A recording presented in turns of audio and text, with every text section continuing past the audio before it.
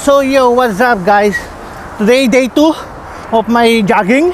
Burn calories. So galing ako again doon sa pinakataas. Nandito sa So ayan, pinanggalingan ko doon sa pinakantas na yon, doon sa kabila. Yan. Day 2 po yan ng ating burn calories. So medyo malayo pa, siguro mga 35 minutes pa ang tatakbuhin ko. Whew.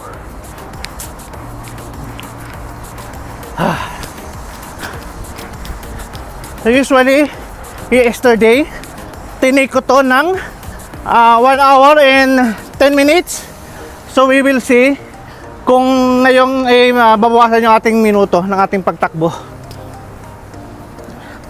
So see you later guys. So guys, malapit na tayo sa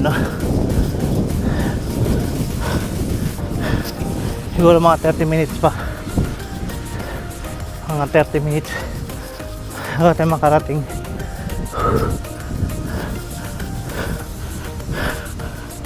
Nandito tayo sa Aspire. Ayan yung ng Aspire. Aspire Park tayo.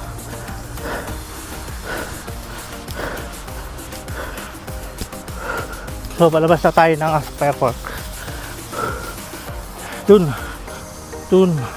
labasan. Siguro it takes 20 minutes pa.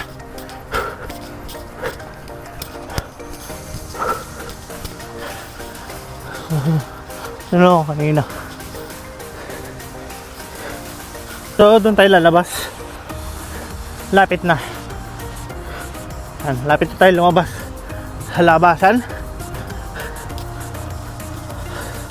So ngayon tumatakbo na ng 50 minutes na akong tumatakbo. Mix naman to. Jogging and walking. Kasi hindi kayang i-straight. Masyadong malayo. So yun guys, update tayo guys. Nandito na ako.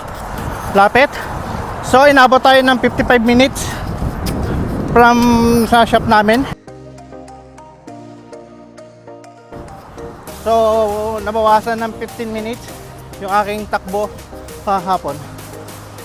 So instead of 1 hour and 10 minutes ngayon is 55 minutes na lang. So siguro i-maintain ko na lang hanggang 50 to 55 minutes a day. So this is only the day 2 ng aking burn calories.